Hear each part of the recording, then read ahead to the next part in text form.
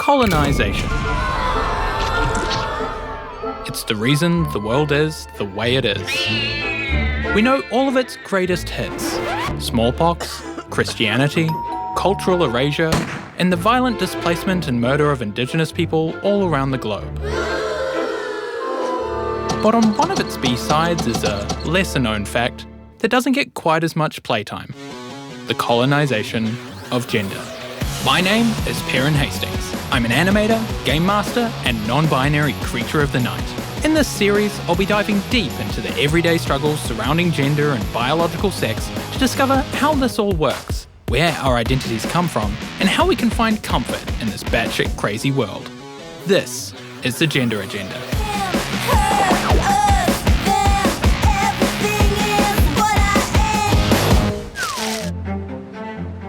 First, let's address the caucasity in the room. Me!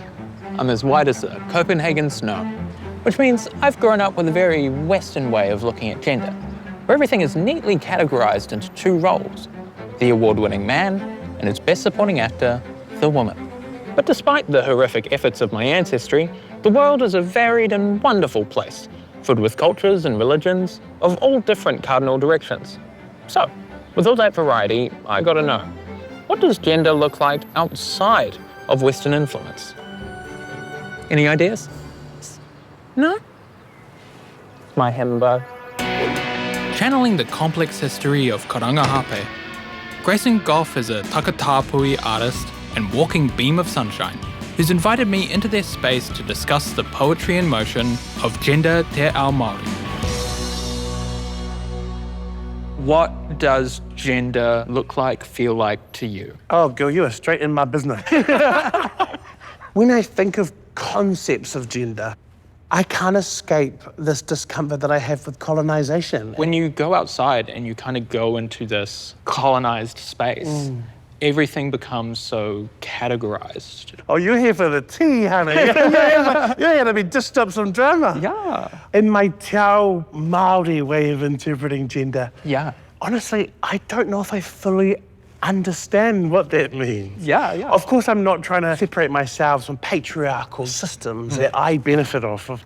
But in my te ao Māori identity, it's a complex thing. Yeah. And I think in te ao Pākehā, especially in languaging gender, it's something perhaps that feels foreign to me in my understanding. Oh, yeah. Te ao Māori provides us with like manifestos and manifestos of regenerative ways of being. So when you say it's not gendered for regenerative purposes, what do you mean by that?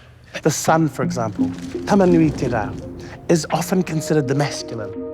If we contrast that with our understandings of marama, the moon, and how we're actually a lunar society, this duality of being, that what can be done in night and can be done in day are two separate things.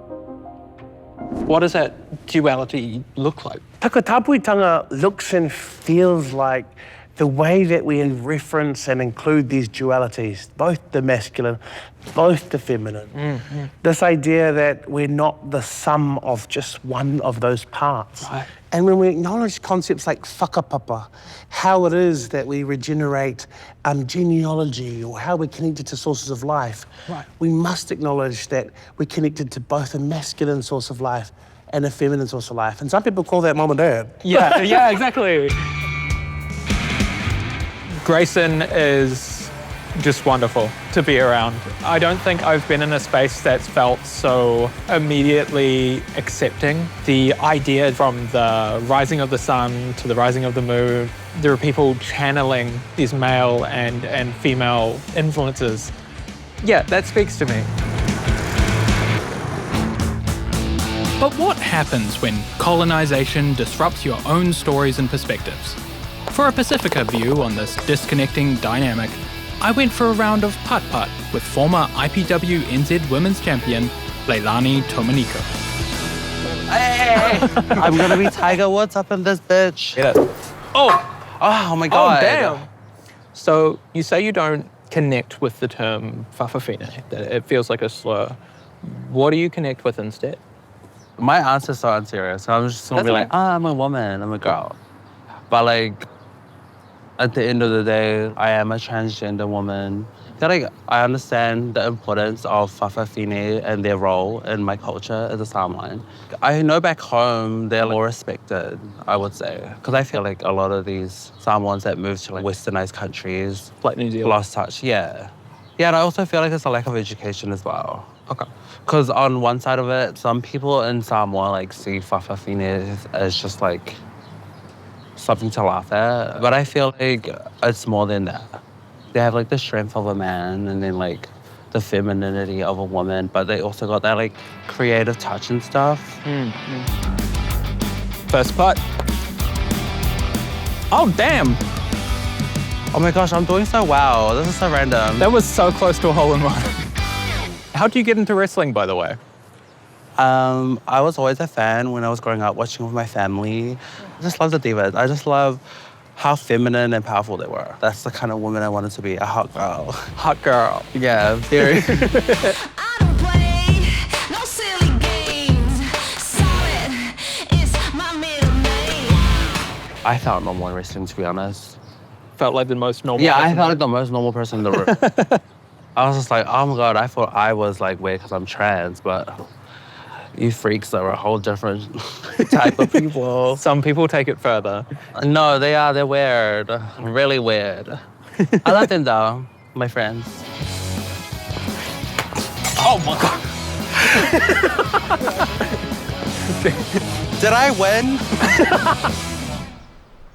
It's clear that colonization has had a major effect on its victims and their cultural ideas of self, whether that's through a disconnect with Western gender roles or a demonization of their own. So that makes me wonder, what must it be like for folks whose pre-colonial selves are no longer accessible? Oh yeah. This Technicolor Daydream is Sean Wimilaratne. They're a Sri Lankan Kiwi and a trustee for Arika Aotearoa. So essentially, how I define what we do would be making a space in the queer rights movement for South Asian queer people. Yeah. And that can be South Asians queer who are, like, were born here, who have multi-generational roots here. Or like, for example, I moved here when I was 12. Because I was raised in a very Christian household, we didn't really do many Sri Lankan things. Like, I'm brown in my skin, but I think traditionally I can slip right in with like a white household. Yeah. So. I love your work. I don't. What does that look like? You know, pre-colonization. Mm-hmm. How did Sri Lanka, like, see gender? Yeah, well, you tell me. I'm looking. It's very confronting reading about it. What I know so far is that before the white man stepped on our shores, there were thriving kingdoms of very fluid expressions of gender. Who came first, Portuguese or Dutch? One of them. one of the series of colonizers of the world. They saw that expression and made it very sexual. Like women who choose to participate in traditional dance associate that with prostitution. And it became a very different narrative. That is all kinds of messed up. Thankfully, queer spaces in New Zealand celebrate diversity and inclusion. But have they made enough space for our South Asian whānau? The simple answer is no, but that's not a critique. The sense of queer community in South Asian spaces, it looks very different to a Pākehā space. Yeah. They're both very valid, and I think it's about giving that opportunity for those other cultures to kind of have a shared space as well. And also a challenge, not a confrontation, a challenge to our Pākehā queer whānau to acknowledge some of their privilege. You know the famous saying, walk in their shoes. No, walk beside them. Don't walk in their shoes, you know where they're going? Like walk beside them, follow them. So, what have we learned? Well, boiling down an entire compass's worth of cultural perspectives into a 10-minute video is, frankly, impossible. If there's one thing I have learned, it's the danger of a single narrative.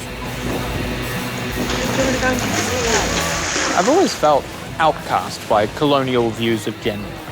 Perhaps that's why the non-binary label is so appealing to me. I want to hear from you. You can comment, email, TikTok, whatever works for you. Let's continue these conversations of narratives of gender and sexuality. And maybe then we can find a way to celebrate everybody, not just a select few. On the next episode of The Gender Agenda. There was this woman inside that wanted to come out, and after a year of doing drag, I was like, I think I want to be a woman during the day too.